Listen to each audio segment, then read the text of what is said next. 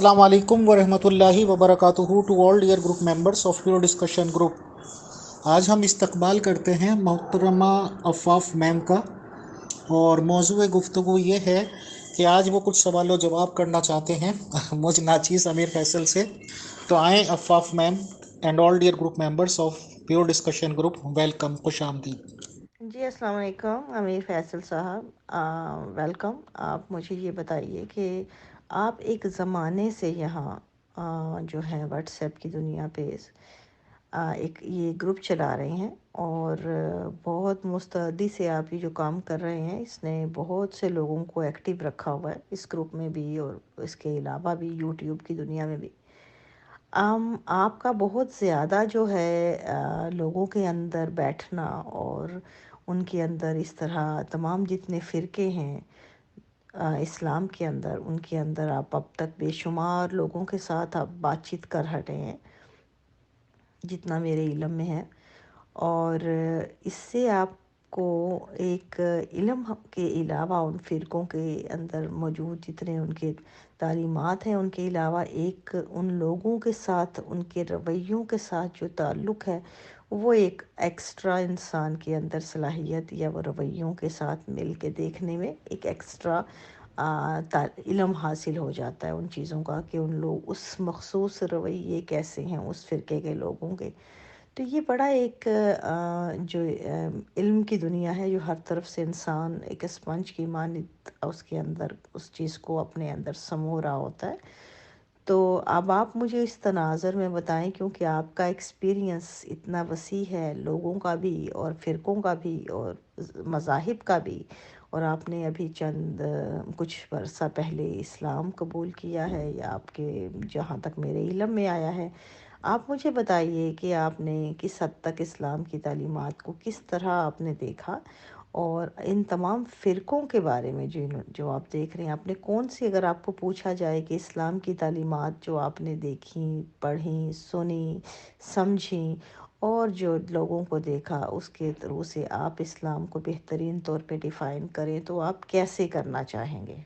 But अफ़ाफ़ ma'am, हुआ क्या है कि बिल्कुल आप सही कह रहे हैं कि मुझे डिफरेंट फ़िरके मिले, डिफरेंट रिलीजन्स मिले। कुरान शरीफ को जब मैं पढ़ता हूँ तो वहाँ कहता है कि रस्सी को अल्लाह ताला की मजबूती से पकड़ लो और अपने अपनों को फ़िरक़ों में मत बँटो, या किस तरह से लफ्ज़ हैं। अब सवाल यह है कि कुरान ये कहता है और मुसलमानों में कोई भी ग्रुप ये मानने को तैयार नहीं कि भाई 72 टुकड़े हैं इन लोगों के और सिर्फ एक जन्नती है।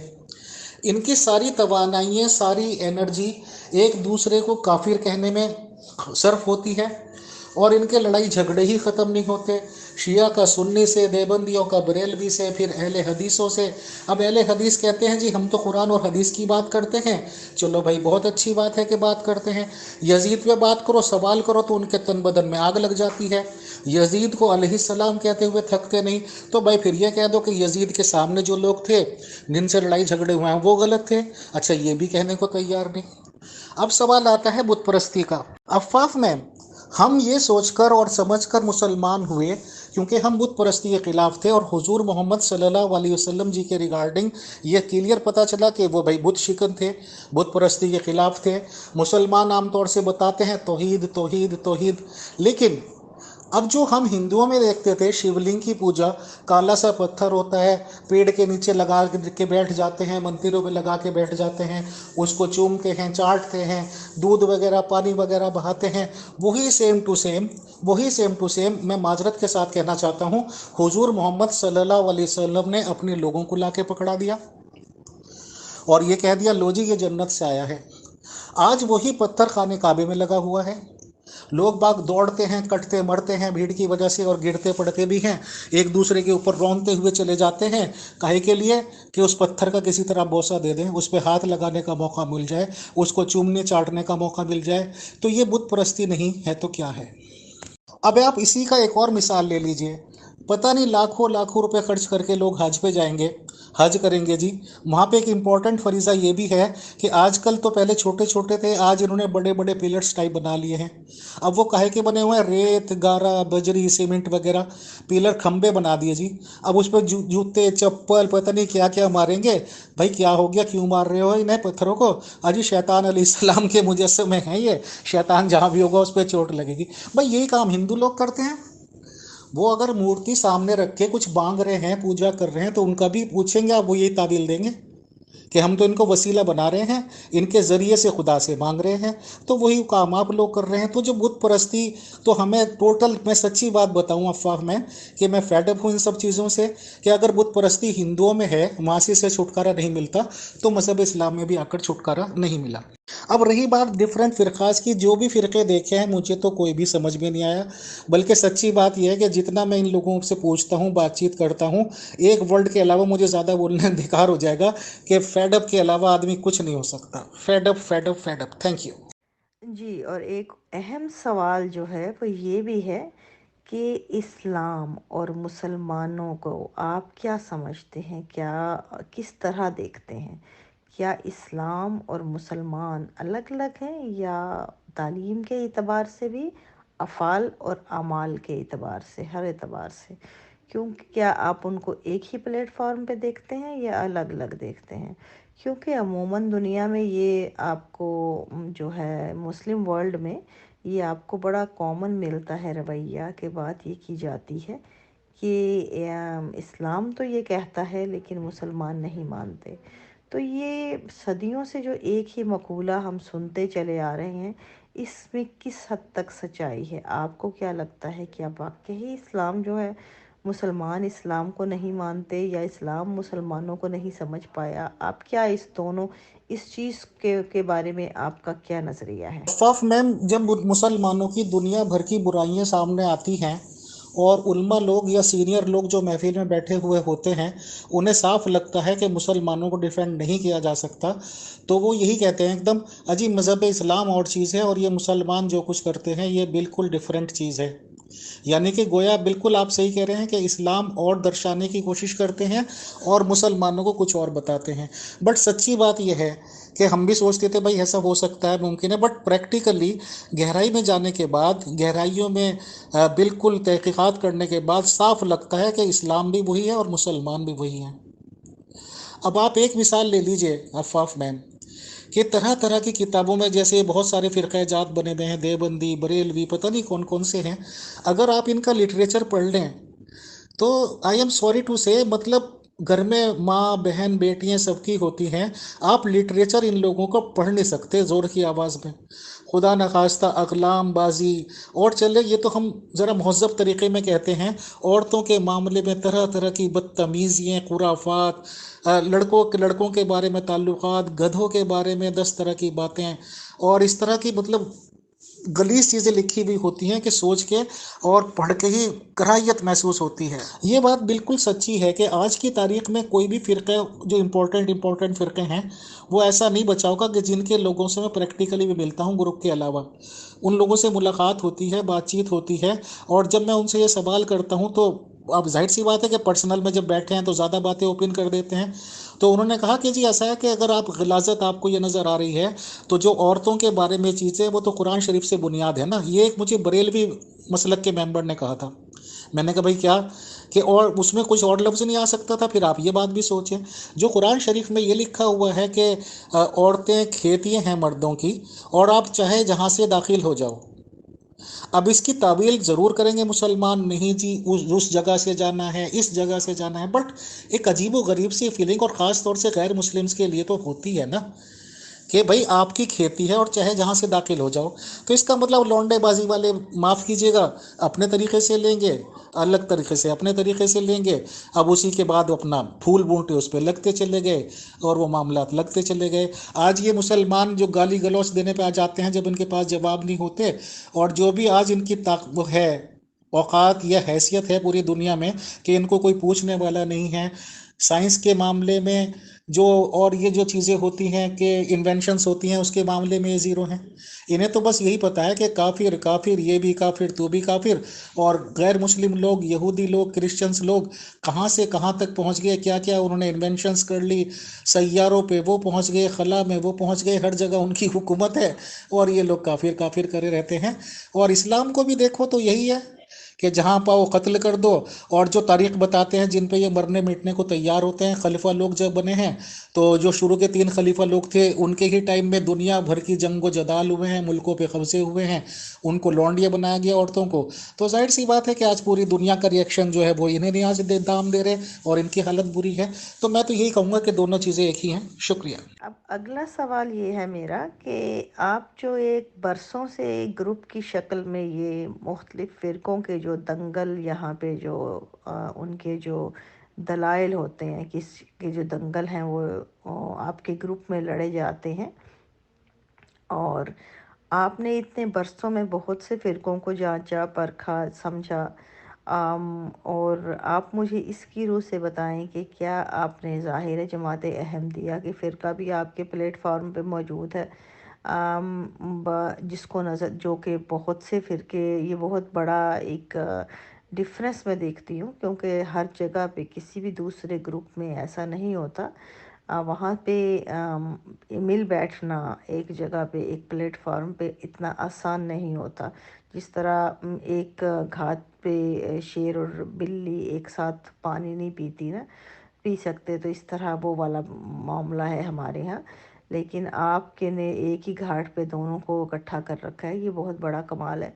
तो आप किस एतबार से देखते हैं कि जो आप हैं, ये जो आपने जमात अहमदिया को, क्या आप समझते हैं कि उन बाकियों की तरह वही भी, मैं कानून के एतबार से नहीं कह रही क्योंकि आप पाकिस्तान में नहीं है, वरना बड़ा क्लियर जवाब मिल जाता मुझे, लेकिन मैं आपके नज़रियाती एतबार से पूछ रही हूँ कि आपने अब तक जो उनके रवैये, उनकी तालीमात और उनके बारे में जब देखा है, आप क्या समझते हैं कि क्या आप उनको भी इनकी तरह का फ़िरका समझते हैं, या आप कहते हैं कि उनसे बेहतर हैं, या आप समझते हैं बदतर हैं, या आप उनको इस्लाम पे समझते हैं, या किसी को भी इस्लाम पर नहीं समझते? अफ़ाफ मैम, इस ऑडियो में आपने पर्टिकुलरली अहमदी जमात की बात की। जहाँ तक मैं समझ पा रहा हूँ इन लोगों की बातें, तो जिस तरह के और फ़िरक़े हैं, जैसे आपने खुद कहा मज़हब इस्लाम के या मुसलमानों के, उसी तरह से ये भी एक फ़िरक़ा है। फ़र्क कुछ भी नहीं है, और इनकी तादाद भी कुछ ज़्यादा नहीं है। आज की तारीख में जो सच्ची बात है कि ये कुछ लाख हैं पूरी दुनिया में। और जाहिर सी बात है कि अगर मुसलमानों का कंपैरिजन किया जाए तो वो तो क्रिश्चियंस के बाद सेकंड मेजोरिटी हैं ऑफ पॉपुलेशन। और रफली आइडिया ये है कि 200 करोड़ हैं। 200 करोड़ में अगर आप 4 जगह भी उन्हें डिवाइड करें, 4 जगह उनके फ़िरक़ों को बांटें, तो कम से कम 50-50 करोड़ बैठ रहे हैं। और ये लोग चंद लाख हैं। बस ये थोड़ा सा जीत इस बात से रहे हैं कि ये कितने भी लाख हैं, कम से कम हैं, ये एक जगह अपना पैसा इकट्ठे करते हैं। एक फैमिली को इन्होंने अपना गाइड मान रखा है, और ये मेरी गारंटी है तहकीक के हिसाब से कि उस फैमिली के अलावा कभी इनका इक़्तिदार किसी और के पास जाने का नहीं। और जब तक ये यूनाइटेड हैं, क्योंकि पैसा बहुत ज़्यादा इकट्ठा होता है, एक ही फैमिली के पास होता है, और ये अगर 4-5 लाख हैं तो टोटल देने वाले हैं, तो इस हिसाब से इनका ज़्यादा अच्छा चलता है। रही बात रवैयों की, रवैया जात की, तो मैं नेक्स्ट ऑडियो करता हूँ। जहाँ तक बात इनके रवैयों की है मैम, तो जब यहाँ पे पहले आपको सभी को पता है कि ये क्या क्या बोलते हैं ना, टेररिस्ट लोग, आतंकवादी आते थे कश्मीर के रास्ते से, और जाहिर सी बात है कि हमारी मिलिट्री फ़ौज उनको पकड़ लेती थी, या इनकाउंटर होता था, गोलियां मारती थी और वो लोग मर जाते थे। तो उनके पास से हालांकि दस्तावेज़ मिलते थे, निशानियाँ मिलती थी कि किस मुल्क से आए हैं, बट जब उनसे मुतालबा करो कि भाई तुम्हारे यहाँ से आए, तो वो कहते थे कि हमारा तो कोई वास्ता नहीं, लेना नहीं देना नहीं। वो उनको पहचानने से इनकार कर देते थे, और मिट्टी भी हमें देनी पड़ती थी उन्हें दफनाने के लिए। हम तो वैसे नहीं छोड़ते ना लाशों को, कि भाई चलो दफना देते हैं, अपनी मिट्टी दे देते हैं।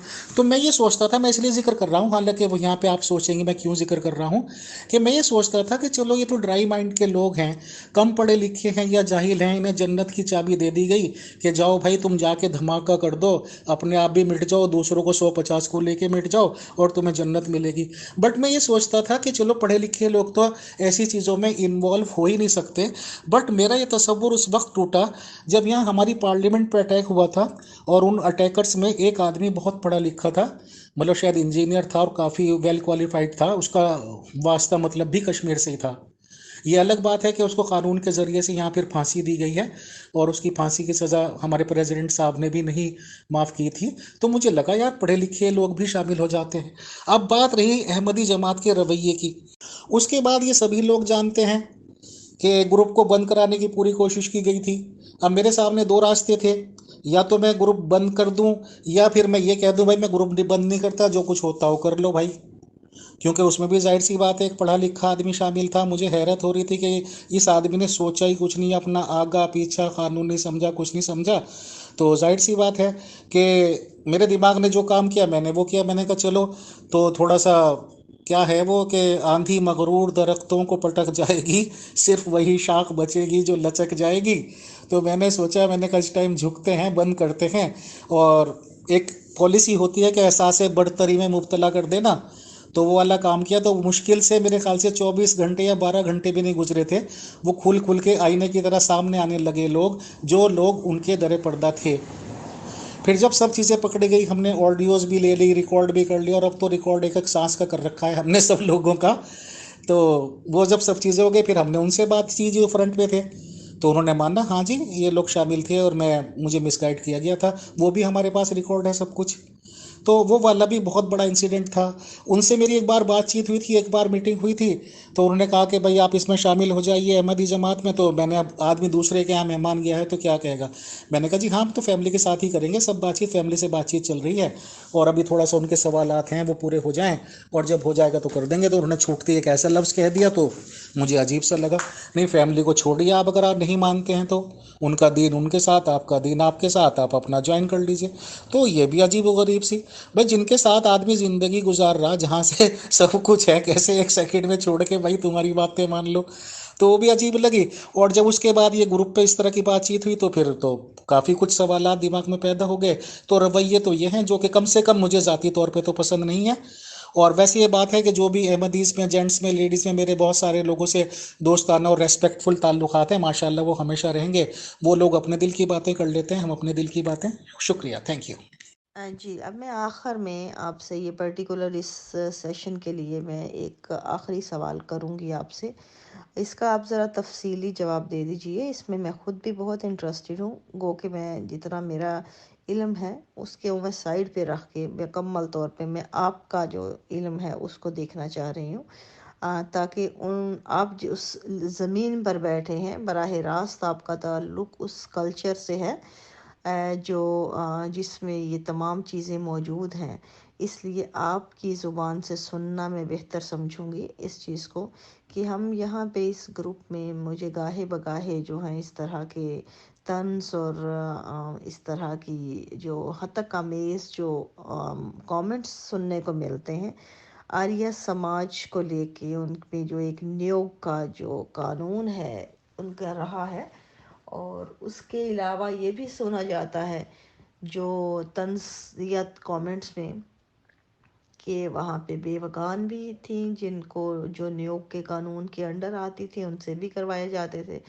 ये बातें आप किस हद तक सच समझते हैं, या किस हद तक काबिले गौर हैं, या काबिले यकीन है भी या नहीं। गो कि मैं इन चीज़ों को ज़ाती तौर पे अगर मैं कहूँ तो मैं इनमें से किसी भी चीज़ के ऊपर काम धरने को तैयार नहीं हूँ, क्योंकि हर कोई इंसान हमारे यहाँ दूसरे को गलत कहता है, अपने यहाँ गिरेबान नहीं देखता। ये तमाम रस्में जो हैं वो गुज़िश्ता तमाम अदवार में इंसानी सोसाइटीज़ का हमेशा से हिस्सा रही हैं, और इंसान इनसे समझता सीखता आगे बढ़ता आया है। तो ये बहुत से ऐसे अदवार हमारी तारीख़ में रहे हैं जिस पे हम आज सोचते हैं, मुड़ के देखते हैं तो हम कांप जाते हैं। बहुत जगहों पे हम बड़ा ताज्जुब से हाथ मलते रह जाते हैं। और बहुत जगहों पे हमें उनके पीछे कोई उनकी रीज़निंग नज़र आती है, उनके माइंडसेट के हिसाब से जो भी थी, वो जवाज़ रखते थे उन चीज़ों का। और वैसे ही उनसे मिलते-जुलते बाकी भी अपनी ऐसी उन मुख्तलिफ़ और चीज़ों के जवाज़ रखते थे। तो हम मसला यहाँ पे जब बात करते हैं हम अकायद के उखाड़ों में, तो फिर ये बात होती है हर कोई दूसरे को नीचा दिखाने के लिए, जिस तरह अपने उखाड़े में एक दूसरे की टांग खींचनी होती है, ये वो नियोग भी जो है का कानून और बेवगान के ऊपर नियोग लगाने का, ये भी उन्हीं उखाड़ों में टांग खींचने के मुतरादिफ है।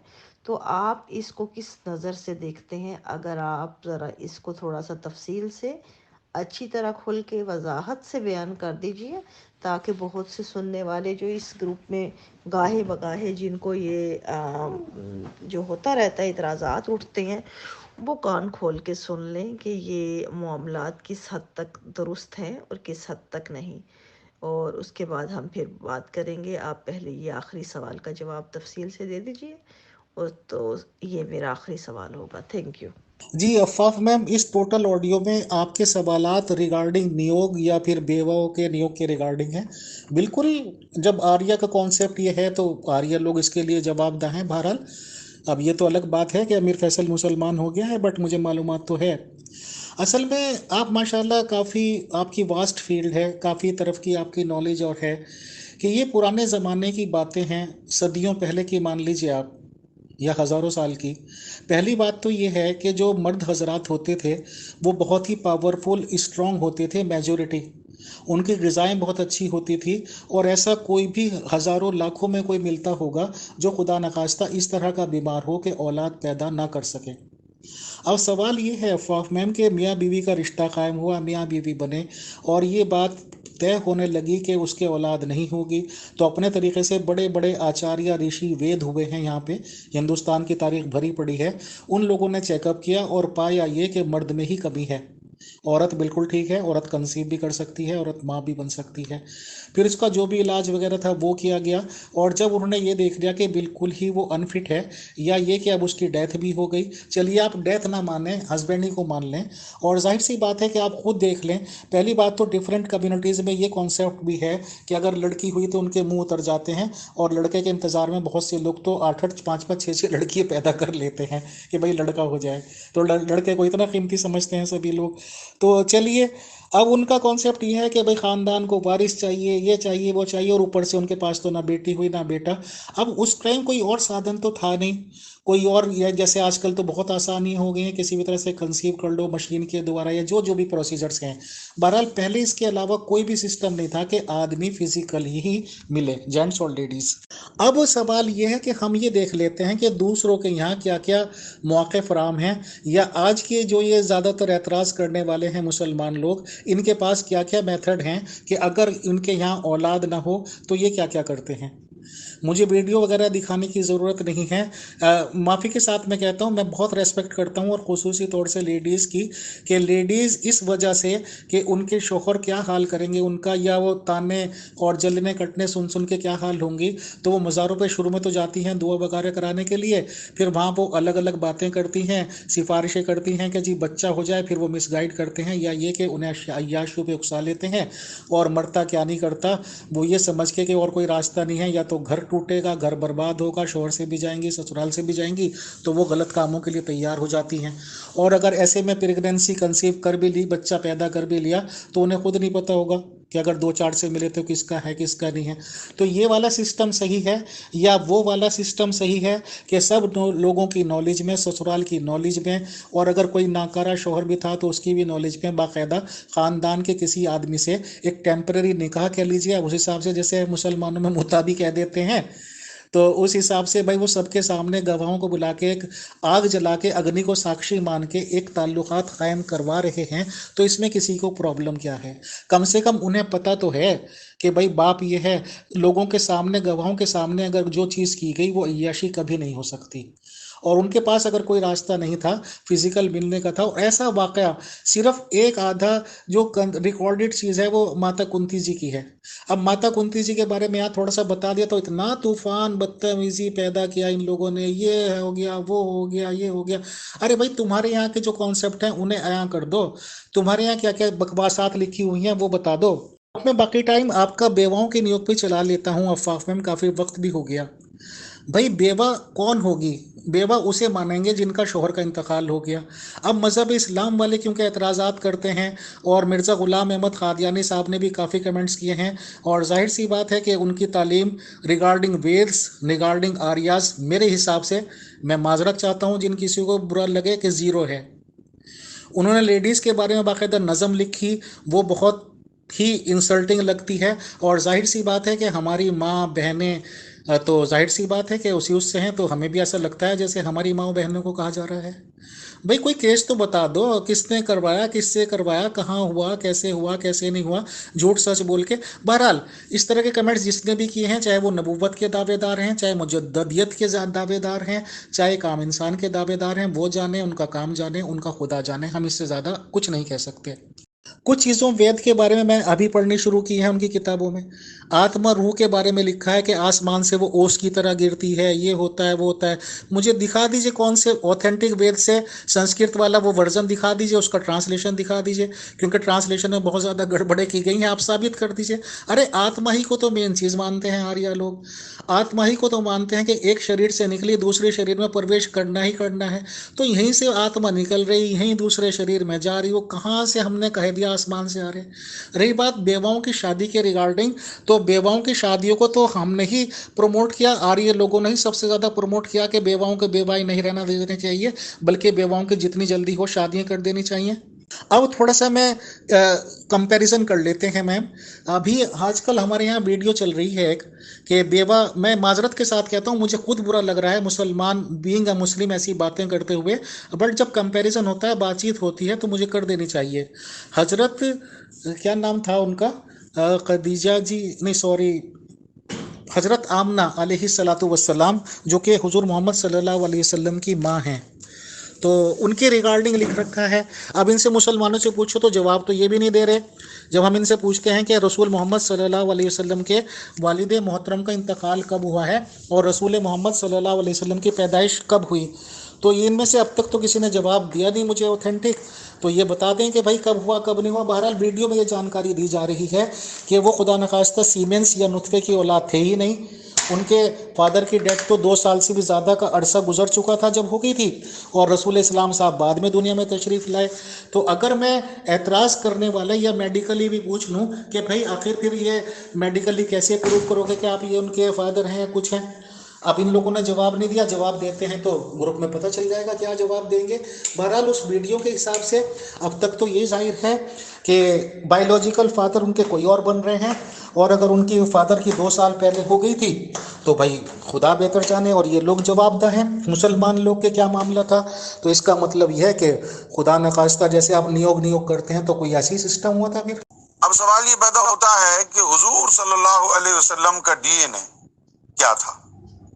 भाई हुजूर सल्लल्लाहु अलैहि वसल्लम के हवाले से एक बात आप कान खोल करके सुन लीजिए। आप सल्लल्लाहु अलैहि वसल्लम आबे मनी की पैदाइश नहीं थे, बल्कि जिब्रील अमी ने सिदरतुल मुंतहा से सिजरे नूर का एक बीज तोड़ा और उसको सफेद एक लिक्विड में उसको तोड़ के मिक्स किया और वो बीबी आमना को पिलाया, और उससे आप हामिला हुई। हुजूर सल्लल्लाहु अलैहि वसल्लम की तशरीफ आवरी से कमो बेश 2 साल पहले बीबी आमना के जो शौहर थे हजरत अब्दुल्ला, उनका इंतकाल हो चुका था। यानी मेडिकली, साइंटिफिकली ये मुमकिन नहीं है कि कोई बच्चा 2 साल तक माँ के पेट में परवरिश पाता रहे। लेकिन हुजूर सल्लल्लाहु अलैहि वसल्लम की जो तशरीफ आवरी हुई है वो हजरत अब्दुल्ला के इंतकाल के 2 साल बाद हुई, जिससे ये साबित होता है कि हुजूर नबी करीम सल्लल्लाहु अलैहि वसल्लम हजरत अब्दुल्ला के बेटे नहीं है।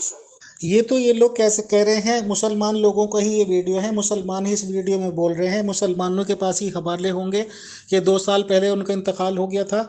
अब मेरे नज़र से गुजरा है जो एक थानेदार साहब हुए हैं, मैं थानेदार साहब कहता हूँ, लोगों को बुरा लगेगा। एक मसलक यहाँ पे देवबंदी हुआ है, उसके सरदार जी को कहते हैं मौलाना अशरफ अली थानवी साहब। अब उनका ज़रा सा आप ये देख लीजिए। फफ ma'am and all dear group members of pure discussion group, ये स्कैन अशरफ अली थानवी साहब की बुक का साफ कह रहा है कि औरत घर पे है, शोहर उसका बाहर गया हुआ है, यानी कि विदेश मान लीजिए या जहाँ भी है बहुत दूर गया हुआ है, और उसको गए हुए साल हो गए, यानी कि years and years have passed, कि that her husband is out of home, out of country या आउट ऑफ सिटी, जो भी कुछ कह लीजिए, मतलब बहुत दूर है, उससे मिलना जुलना नहीं है, और कई साल हो गए। बट इस औरत के पास लड़का हो जाता है तो वो हलाली है, आई रिपीट, वो हलाली है, और उसी बाप की औलाद वो कहलाएगा। तो अगर मैं मुसलमानों से पूछूं कि भाई ये औलाद कैसी हो गई, मेडिकल तो ये कहता है, लेडीज से पूछो वो भी यही कहते हैं, जेंट्स भी यही कहते हैं कि 9 महीने प्रेगनेंसी के बाद बच्चा पैदा हो जाता है, ये खुदा की कुदरत है कि लड़का है ये लड़की है। अब सालों सालों हस्बैंड वाइफ मिल नहीं रहे हैं, तो उनके यहाँ कैसे बच्चा हो रहा है ये भी इन मुसलमानों को पता होगा। ये नियोग करा है या ये कि खुदा न खास्ता किसी से ताल्लुकात बनाए हैं, ये सब तो यही लोग बताएंगे। अफवाह पे अब बेसिकल सवाल ये था कि बेवाओं के नियोग के रिगार्डिंग क्या कॉन्सेप्ट रखते हैं आर्या लोग। मैं इसकी एक मिसाल देके बता देता हूँ, माशाल्लाह आप एक काफ़ी ओपन माइंड है, खुदा के फजलो करम से आपका, आप इसको जल्दी समझ लेंगे, बल्कि सभी समझ लेंगे जो समझना चाहेंगे। कि एक बहुत ही बड़ी अमीर कबीर फैमिली ले लीजिए आप, हर चीज़ खुदा ने उनको दे रखी है, या ये कह लीजिए लगभग बादशाहत की तरह वो ज़िंदगी गुजार रहे हैं, और आप ये मान लीजिए कि उनके पास सिर्फ एक लड़का है, यानी कि अब जो भी उनकी नस्ल चलनी है वो उस लड़के से चलनी है। अब उन्होंने उस लड़के की बहुत अपना चाहत से, ख्वाहिशों से और अच्छे अरमान लेकर शादी की, बीवी भी आ गई, बीवी भी फेथफुल मिली, और बीवी भी पूरी फैमिली का ध्यान रख रही है, और फैमिली पूरी उस लड़की से खुश है, लड़की पूरी फैमिली से खुश है। बट अब खुदा को क्या लिख रखा है ये तो किसी को नहीं पता क्या लिखना। इस बंदे की, जो इनका इकलौता लड़का था, किसी भी खुदा न खास्ता इसमें एक्सीडेंट में कह लीजिए, कोई उसके साथ वाकया हुआ या जो भी कुछ हुआ, उसका इंतकाल हो जाता है। यानी कि इकलौता लड़का है, शादी उसकी हो चुकी, अब उसका इंतकाल हो गया। अब सवाल यह है कि उस फैमिली का जो क्राइसिस हुआ है कि उन्होंने बेटा खोया, तो अब उनके पास क्या सॉल्यूशन है। अगर खुदा न खास्ता बहू की डेथ होती तो बहुत सारे ऑप्शंस थे, भाई लड़के की शादी तो 1-2 मिनट में कर लेते हैं, भाई 2-4 दिन में कर ली, बात खत्म, लो जी दूसरी आ जाएगी, दूसरी बीवी बन जाएगी, फिर चांसेस बन जाएंगे।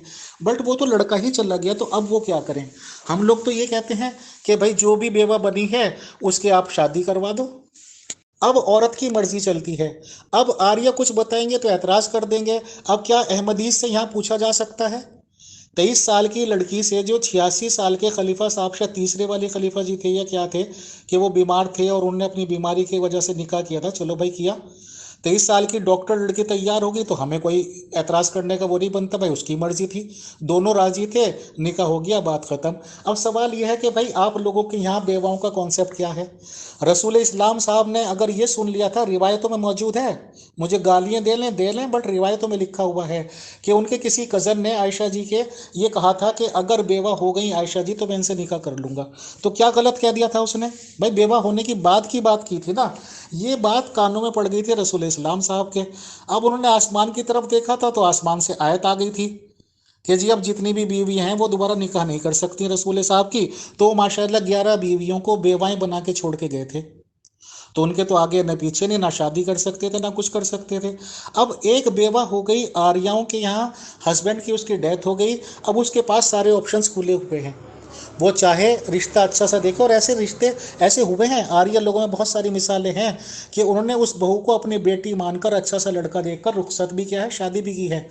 बट वो लड़की अगर इस हद तक तैयार हो जाए कि उसे आदमी की इतनी ज़्यादा ज़रूरत नहीं है और वो अपनी ज़िंदगी आराम से गुजार सकती है और वो रहना भी उसी घर में चाहती है, तो अब वो अगर औलाद होगी तो क्या करेगी अगर उसके पास बाप का नाम नहीं देने का होगा, और वो फैमिली भी बाकायदा रेस्पेक्टेबल तरीके से रखने को तैयार भी हो, उसको नाम देने को तैयार हो, बच्चे का उसे लग रहा हो कि बच्चा अगर होगा तो बहुत अच्छा फ्यूचर उसे मिल जाएगा, बाप का नाम उसका मिलेगा जो कि डेथ हो चुकी है और उसी परिवार की वो रह जाएगी, और वो खुश है अपने हस्बैंड के नाम पे सेक्रीफाइस करने के लिए अपनी लाइफ, तो बाकायदा शरई तौर पर, हम तो शरई कहते हैं इसको, वो पंडित जी को बुलाकर अग्नि कुंड के सामने मंत्रोच्चारण करेंगे, पंडित को बुलाएंगे, बाकायदा निकाह टाइप कह लीजिए आप, वो कराएंगे। भाई जब वो बेवा तैयार है, वो चाहती है कि बस औलाद हो जाए उसके किसी भी रिश्तेदार से इनके, और वो वहीं पे जिंदगी गुजारे, तो इसमें किसी को प्रॉब्लम क्या है? जैसे सब लोग कह देते हैं भाई आप लोगों को क्या प्रॉब्लम, 23 साल की डॉक्टर लड़की तैयार थी, 86 साल के बंदे तैयार थे, समाज तैयार था, फॉलोअर्स तैयार थे, तो भाई हमारे यहाँ भी दोनों पार्टी तैयार थी। तो बेवाओं को नियोग वो ये नियोग है, ये मुकद्दस चीज़ है मेरे ख्याल से, कि मुकद्दस चीज़ अगर लड़की भी तैयार हो रही है, जज्बात रखती है अपनी ससुराल के लिए, चाहती है कि जिसके साथ उसने पल गुजारे मियाँ बीवी बन के रहे, उसका नाम चले, उसके नाम से एक औलाद चले, तो उसने वो अपनी मर्जी से, इच्छा से कॉन्सेप्ट तैयार होके किया, तो क्या इसमें किसी को क्या प्रॉब्लम? ये मैं समझता हूँ कि मुख्तसर मैंने बातें बयान कर दी हैं, कुछ लोगों को ग्राम भी गुजरी होंगी, उनसे माजरत। और अगर आपका कोई सवाल है तो, और कुछ नहीं तो शुक्रिया। असल में बात तो यही है कि हर कोई दूसरे पे उंगलियां उठाता है, कोई अपने आप को नहीं देखता। जबकि कोई भी तब्दीली आती है मुआशरे में, या कोई भी मसला अगर आपने कहीं मौजूद है, चाहे कोई भी इंसानी मसला है, उसको जो सुधारने की बुनियादी शर्त ये होती है कि आप इतनी खुद में अहलियत रखें कि उसको मान सकें, उसको समझ सकें, और ताकि उसको निकाल सकें। जब हम समझेंगे, मानेंगे, तो ही उसको बुरा समझ के निकालेंगे। लेकिन यहाँ पे हम इसी बुनियादी स्टेज पे ही एक दूसरे की टांगें खींचते हैं। बहुत एक ना कॉमन रवैया नज़र आता है हमें, कि जब आप किसी को बताते हैं अपने समाज का, ये चाहे इंडिया हो या पाकिस्तान हो, ये पूरा समाज जो है एक ही माइंडसेट का हामिल है। जब आप इनको कोई बात बताते हैं ना कि ये चीज़ गलत है, तो वो फौरन कहेंगे फलां में भी तो गलत है, फलां भी तो ये करता है, फलां ये। भाई क्यों, जब एक गलत है तो गलत है, क्यों नहीं मानते? दूसरे की तरफ इशारा करके अपनी चीज़ को क्यों सही करते हैं? और ये जो रवैया है, ये ओवरऑल हमारे अंदर मौजूद है। और यही वजह है, ये जो मैंने नियोग का सवाल था, और ये जो खवातीन पे बातें होती हैं, जबकि हम सबको पता है कि खवातीन की जितनी दुर्गत बनती है हमारे माशरे में शायद ही कहीं बनती हो। हम भी खवातीन हैं, उसी माशरे से आए हैं, हमें पता है हम कितनी जलालत से गुजरे हैं, क्या देखते हैं दिन रात। लेकिन मानने का कोई नहीं। आप करके देखें, जो भुगत रहा है उसको भी कहेंगे नहीं, अल्लाह मियाँ ने कहा है मानो। क्यों भाई, अल्लाह मियाँ की हमारे मेरे से कोई दुश्मनी थी? मैंने क्या बिगाड़ा था अल्लाह मियाँ का? क्या मैंने कहा था मुझे औरत पैदा करो? अपनी मर्जी से औरत बनाया, अपनी मर्जी से पैदा किया, अपनी मर्जी से जिंदगी दी, और अपनी मर्जी के कानून जोड़े। फिर हिसाब किताब किस चीज का? हिसाब भी अपनी मर्जी का। ये बड़ा अजीब ड्रामा है, आप देखें चारों तरफ। अफ़ाफ मैम बिल्कुल 100% आप सही बात कह रही हैं, कि अपने गिरेबान लोग देखते नहीं हैं, दूसरों पे टोंटिंग उठाते हैं। अब जो मैंने कॉन्सेप्ट बताया है, मुझे ये सही लगेगा कि भाई एक ख़ानदान का वारिस ही मर गया, शादी वो करा के ले आए थे, और ये भी कभी हज़ारों लाखों में कोई कॉन्सेप्ट हो जाता होगा तो हो जाता है, कौन सा खुदा न खास्ता सारे ही गुजर रहे, वो तो नसीब लिखा हुआ है, कोई चला गया। अब जहाँ तक आपने लेडीज़ की बात की, क्योंकि लेडीज़ की बात चल रही है, तो वही मैं कर लेता हूँ कि मुझे तो एकदम गुस्ताख ठहरा देते हैं। भाई अगर कॉमन बातचीत कर रहे हैं, कुरान शरीफ में एक जगह ये लिखा हुआ है, मुझे आयत याद नहीं, तर्जुमा पूरी तरह से याद नहीं, बट कॉन्सेप्ट मैं बता देता हूँ कि माँ के पेट में क्या चीज़ है ये सिर्फ अल्लाह ही जानता है। और कुरान शरीफ बताते हैं कि क़यामत तक आ गया, यानी कि क़यामत तक तो अनचेंजेबल है भाई, कौन आपका चेंज कर रहा, कोई नहीं कर रहा। जब माँ के पेट में जो चीज़ है वो किसी को नहीं पता सिवाय अल्लाह के।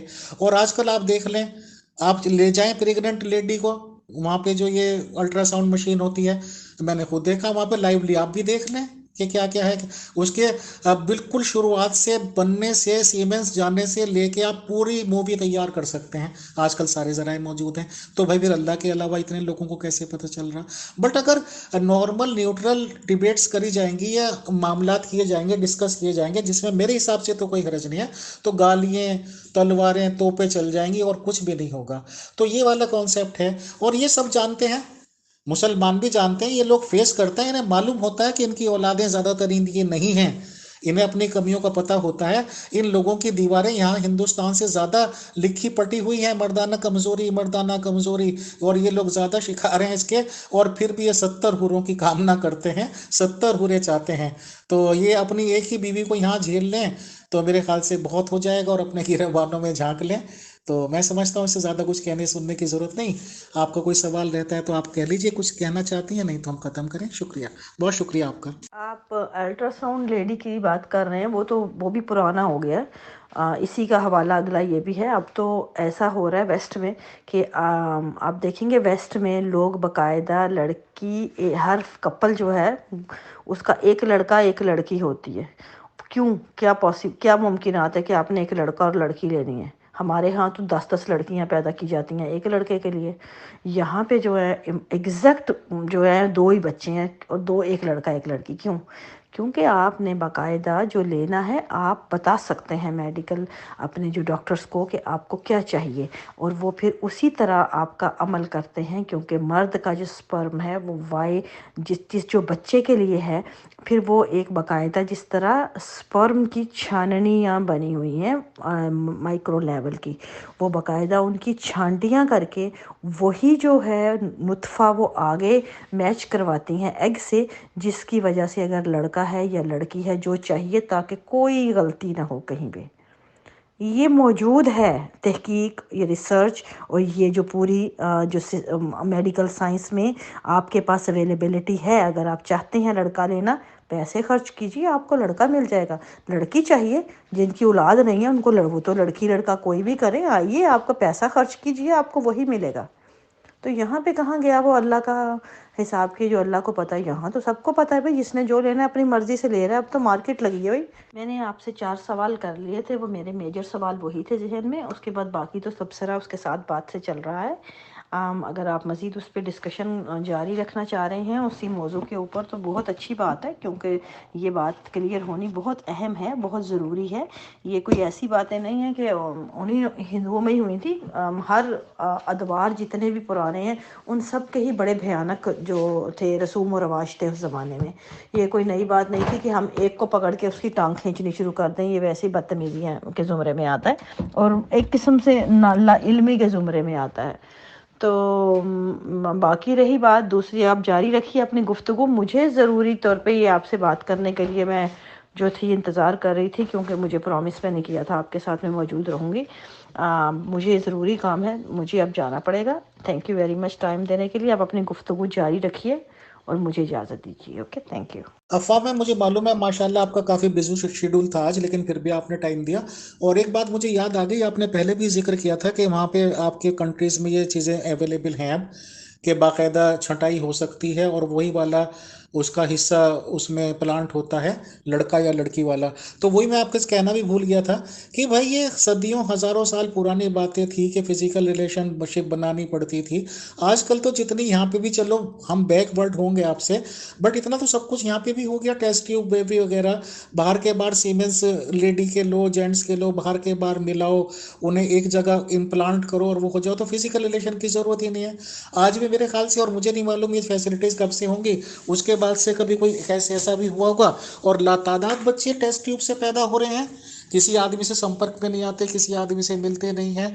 और एक लेडी जो पूरी ज़िंदगी अपनी कुर्बान करने को तैयार है उसी ससुराल पे, उसी हस्बैंड के घर पे, और चाहती है कि इज्जत व वक़ार से वो उस घर पे रहे और उसके बच्चा हो जाए तो वो उसके हस्बैंड का भी कहलाए। जब वो इतने सब कुछ के तैयार है तो बिल्कुल वो टेस्ट ट्यूब बेबी कर लेगी अपना। उसमें जो भी मामला लेडी का है वो डोनेट करेगी और सीमेंस किसी का भी वो ले लेंगे, तो फिजिकल रिलेशनशिप भी नहीं हुई। तो आजकल तो ये चीज़ें हैं ही नहीं। बट इतनी ज़बरदस्त टोंटिंग करना, इस कदर नज़्में की नज़्में लिख देना, ये मेरे ख्याल से किसी अच्छे आदमी का शेवा नहीं हो सकता, मैं माजरत के साथ कहता हूँ। और बल्कि ऐसा लगता है कि अब चलिए, मेरे ख्याल से बाकी बातें कहना फिर दिल आज़ारी हो जाएंगी। तो बहुत शुक्रिया, बहुत जज़ाकल्लाह। काफ़ी बातें हो चुकी, फिर भी अगर इंशाल्लाह कभी फिर प्रोग्राम ले लेंगे अगर ज़रूरत महसूस हुई। बहुत शुक्रिया, जज़ाकल्लाह। अस्सलाम वालेकुम व रहमतुल्लाह। एवं तनोतु नः शिवः शिवं शिवं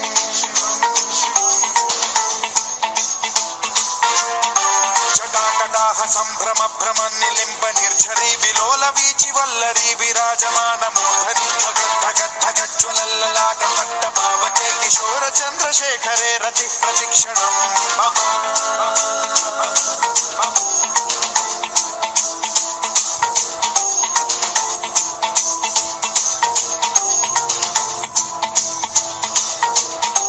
धराधरेन्द्र नंदिनी विनोदमान मानसे कृपा कटाक्ष धोरणी निरुद्ध दुर्धरापदि क्वचित् दिगंबरे मनो विनोद में तु वस्तुनि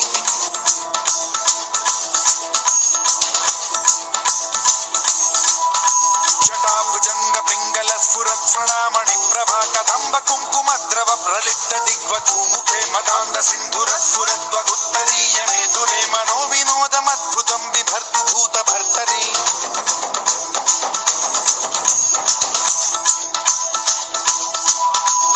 ओम नमः शिवाय।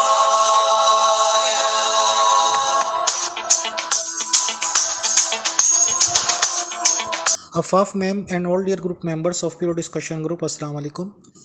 देखिए, जहाँ तक मेरे इस्लाम लाने की बात है वो तो हम यही कह सकते हैं कि वो कुछ एक वाक़यात सुन के या एक्सीडेंटली आप कह सकती हैं मुसलमान होने की बातचीत हुई, क्योंकि बेसिकली हम लोग आर्य हैं और बुत परस्ती के ख़िलाफ़ हैं, और जो लोग भी बुत परस्त हैं चाहे वो किसी भी रिलीजन में हो, हम उनको अच्छा नहीं समझते हैं दिलो दिमाग से। तो जानकारी ये मिली थी कि जो नबूवत का कॉन्सेप्ट है या नबी लोग कहलाते हैं, या नबियों के फादर भी बहुत से लोग कहते हैं, इब्राहिम साहब को, उन्होंने बहुत सारे बुत तोड़े थे। खाना काबा वाली बिल्डिंग में कुछ बुत वगैरह रखे हुए थे, तो उन्होंने तमाम बुतों की तोड़ फोड़ कर दी थी और एक बड़े बुत को रहने दिया था। जब लोगों ने उनसे पूछा कि भाई ये बुत तो किसने तोड़े, हमने सुना है आपने तोड़े हैं, तो उन्होंने कहा कि मुझे क्या पता, ये बड़ा बुत तो अभी बैठा है, इससे पूछ लो।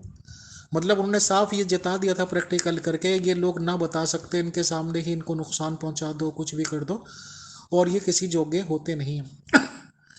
तो क्योंकि हम लोग खुद ही बुत परस्ती के खिलाफ हैं, तो ये कॉन्सेप्ट मुझे अच्छा लगा कि चलो भाई अगर ऐसे लोग हैं तो बहुत अच्छी बात है, और उन्हीं की नस्ल से बताए जाते हैं रसूल इस्लाम साहब मोहम्मद सल्लल्लाहु अलैहि वसल्लम। अच्छा, कुछ बेसिक ये भी पता चला कि मुसलमान होने का मतलब और तमाम लवाजमात से छुट्टी ले लेना, बस मुसलमान हो गए तो एक ही गिरोह में शामिल हो गए और बस मुसलमान कहलाए, और कोई भी मतलब ऊंच नीच नहीं है, फिरकेबाजी नहीं है, मुसलमान मीन्स मुसलमान। और ये तो यहाँ के पता चला मुसलमान होने के बाद कि एक नहीं है बल्कि कम से कम 72 टुकड़ों में बटे हुए हैं, और दिन रात शाम सुबह दोपहर एक दूसरे को काफिर कहते हैं। और इनका ओपन अनाउंसमेंट ये भी है कि 72 में से एक ही फिरका जन्नत में जाएगा, बाकी सब जहन्नमी हैं। तो बड़ी ना उम्मीदी मायूसी हुई मैम, शुक्रिया।